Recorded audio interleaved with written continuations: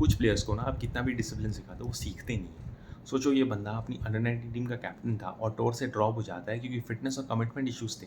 इसमें टैलेंट बहुत था, इसलिए उसे अंडर 19 वर्ल्ड कप में लेके जाते हैं जहाँ पे इंडिया और ऑस्ट्रेलिया के सामने वो अच्छे खासे रन्स बनाते हैं। ये प्लेयर लकी भी बहुत है। 2015 के बाद ना इंग्लैंड को अपना एक अप्रोच चेंज करना था, उन्हें अग्रेसिव क्रिकेट खेलना था और इस बंदे ने उसके पहले वाले काउंटी सीजन में 2700 से ज़्यादा रन बनाए थे।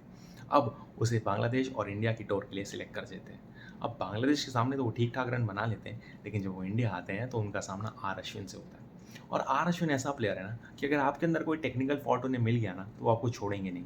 इन दोनों डिसमिसल्स को देखो, पैर वहीं का वहीं रह गया, आगे वाला पैर पूरा आगे नहीं और बैट हवा में। सबने बोला कि भैया इसे वापस काउंटी में भेजो, इसे और सीजन होने दो। 2017-18 में उसे इंग्लैंड लायंस की तरफ से ऑस्ट्रेलिया भेजते हैं खेलने के लिए। और उसी टाइम पे इंग्लैंड की टीम भी एशेस खेल रही होती है ऑस्ट्रेलिया में। अब बेन स्टोक्स का रिसेंटली एक इंसिडेंट हुआ होता है। बेयरस्टो एक फ्रेंडली हेडबट मारते हैं पर्थ के बार में बैनक्रॉफ्ट को, और ईसीबी को पता चल जाता है कि इंग्लैंड क्रिकेट टीम में तो एक ड्रिंकिंग कल्चर है। और उसी टाइम्स पे जेम्स एंडरसन ने मजाक मजाक में बेन डकेट के ऊपर एक ड्रिंक गिरा दी। फिर बेन डकेट को बुरा लगा तो जिमी एंडरसन ने कहा चल कोई बात नहीं, तुम मेरे ऊपर भी डाल दे। तो बेन डकेट ने उसके ऊपर भी डाल दी और उसी टाइम पे एक सिक्योरिटी वाले ने उसे देख लिया। बेन डकेट के ऊपर फाइन हुआ, उनको टोर से निकाला गया और एक वार्निंग लेटर मिला। लेकिन जब वो इंग्लैंड आए तो उनके हाथ पे एक सर्जरी हो गई। सर्जरी के बाद जब वो लौटे तो उन्हें पता चला कि 20 साल तक जो उन्होंने ग्रिप यूज़ की थी वो यूज़ ही नहीं कर पाएंगे बिकॉज ऑफ द इंजरी। उनका ऑफ साइड गेम भी खराब हो गया। वो प्रैक्टिस करते गए। इनफैक्ट 2020 में उन्होंने कोविड में 10 किलोज भी लूज़ किया। अब उन्हें ये था कि वो वाइट बॉल सेटअप में तो है, लेकिन उन्हें कभी अंदाज़ा नहीं था कि वो रेड बॉल सेटअप में कम कर भी पाएंगे।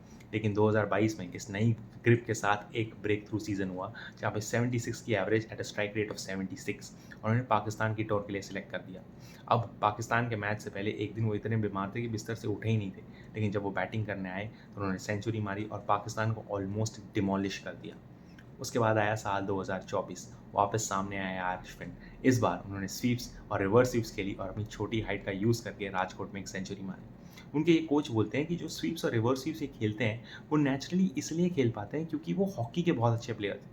और बेन डकेट इनफैक्ट ये भी बोलते हैं कि यार मैं प्रैक्टिस नहीं करता, मैं पहले बहुत कंजर्वेटिव खेलता था लेकिन अब मैं सी बॉल हिट बॉल करता हूँ। And now Ben Duckett is one of the most finest openers and the most aggressive openers in world cricket right now.